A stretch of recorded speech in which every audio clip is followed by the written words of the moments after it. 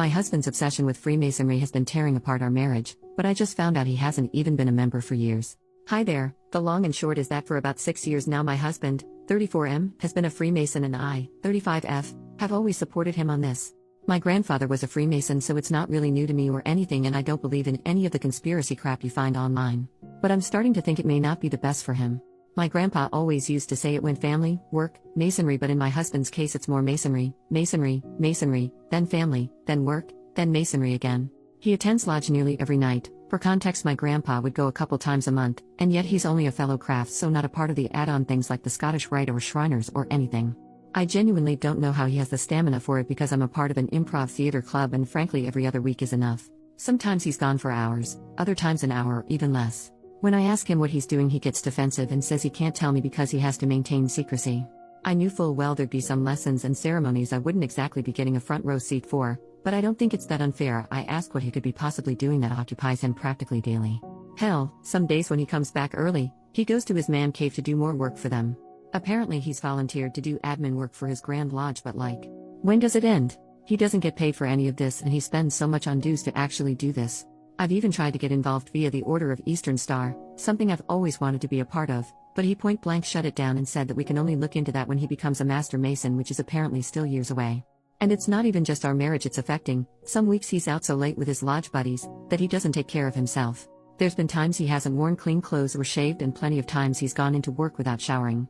Sometimes he doesn't even go into work and just calls in hours late to say he's been called for urgent lodge business. His boss is too good to him and lets it slide because he's genuinely blown away that my husband's in the Masons and thinks these meetings must be dead important.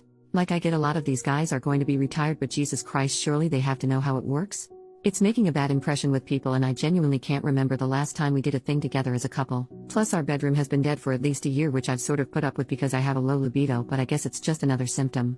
Every time I ask him to do anything he just tells me he's too tired. I guess how do I get it across to him? His Masonic life needs to slow down.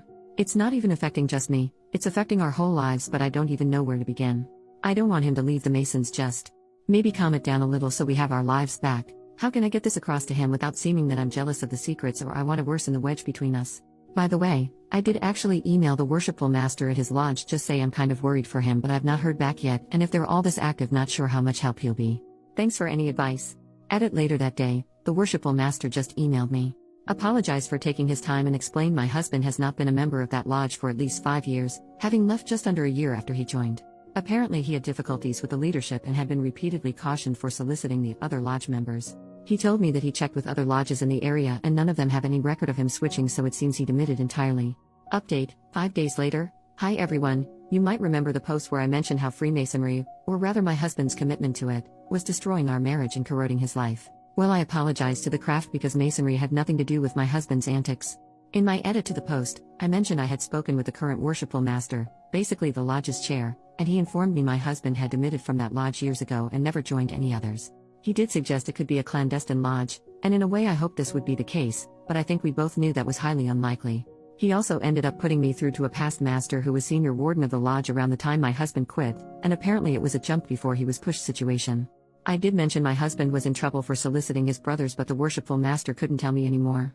The past master vaguely remembered it, and while it seems no one was exactly sure what he was soliciting them about, it was described as invasive and strange behavior.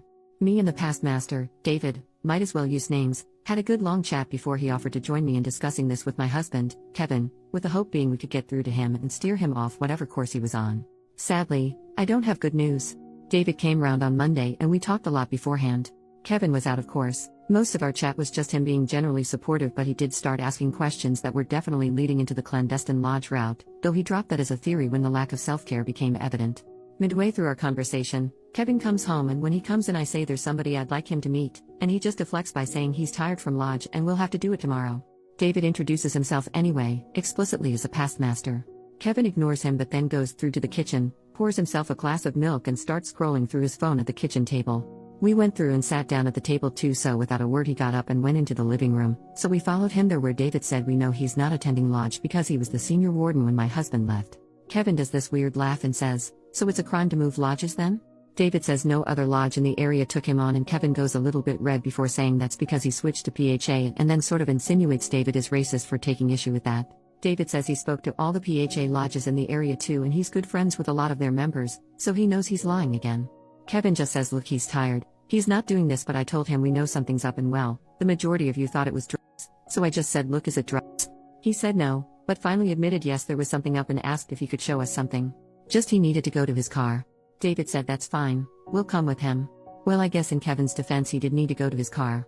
In the trunk he got out this black sports bag and I didn't know what I was expecting, but I don't think anything could have prepared me for what he showed us was inside. When we got back into the house, he got out this near lifelike, latex horse mask and other leather and latex fish gear, full suit with harnesses and everything. If you were expecting anything to happen, there wasn't anything, we kind of just stared in total silence. Eventually Kevin restarted the conversation by explaining he was into a BDSM fetish called pony play and that he went down the rabbit hole a long time ago. I won't really go into the full details, but long and short is he's clearly been dealing with homosexual feelings and submissive desires for a long time, though he's still in denial about both of them and is adamant he's not bi or gay, 100% straight, etc. Obviously he's at least, and most probably, bi, but he wouldn't hear it. Anyway, he explained when he was really struggling with these feelings, the urge as he calls it, that's when he joined Freemasonry because he hoped it would prove a distraction, help improve, etc., and then sort of implied being around old men would put him off guys. I could tell David was a bit offended, but he didn't say anything. But yeah, apparently this is what the soliciting was about. Obviously joining the Masons didn't make these feelings go away, so he said he initially started trying to see if any of them felt those feelings too, but no one would bite.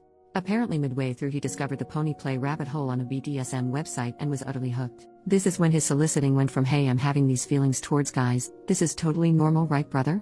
To hey, are you looking to buy a pony, brother? He claimed he didn't leave because he was being disciplined, but because of how goddamn prudish everyone was. Yeah. Apparently he was already deep into the hole, and while he'd be attending lodge a couple times a month legitimately, the other times were him doing the BDSM stuff. Apparently it began with escorts, but eventually he graduated to pro-doms because too many of them found it weird or weren't into it enough. There's one main one he goes to the most, called Mistress Candy, but when she's busy he'll go to other ones. And if that's not an option, he'll go find a cheap hotel to self-care or do it with an online mistress. Oh, there's a lot of them apparently, and that was how he got into findoms, where the whole thing is he gives them money for nothing in return. I don't really know how to describe how I felt as this all came out. The shock, the betrayal, the rage, the upset, the hurt. I suppose I feel quite numb now, but none of it could have prepared me for what he did next. David said, so you've been having an affair then and using the craft as cover? Kevin got very angry and said he's not been having an affair. This sparked an argument, again won't go into the details, where Kevin's excuse was that at no point was he in control during this, because Mistress Candy made use of hypnosis to control him, and sometimes the urge was so powerful it would shift him into Sparkles, his pony persona, involuntarily. He didn't use this as an example, but I guess it's kind of like a Dr. Jekyll and Mr. Hyde situation. Again, no remorse or contrition, and he said we can still fix this with couples therapy because apparently I wasn't satisfying his needs.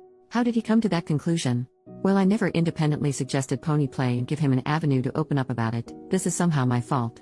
I won't go into the arguments that followed, but it ended with me packing a bag and David taking me to my parents' place. I've told Kevin I'll be seeking a divorce. Something which he's also in denial about, because the marriage is dead. Clearly he values his time playing dress up as a horse more than he does me as a person, so I might as well let him focus on that. I'm staying with my parents right now and taking some time off work until I can clear my head. Can't sleep, so I figured I might as well try and get this out of my system. It has helped, honestly. I'm also currently no contact with Kevin, and it'll be staying that way until I can serve him papers. Who knows what the future holds there, but he won't be in it. Though if you wanted some good news, I'm finally joining the Order of Eastern Star. David explained to me I can join via my grandfather, so I'm going to be meeting with the secretary next week. Thanks for being on this wild ride and helping me see reason. I guess I would probably have got here anyway when the worshipful master messaged me, but it was nice to know I had people on here, and especially those who talked it through with me in DMs. You guys know who you are, and you were awesome. Otherwise, have a great day and peace out.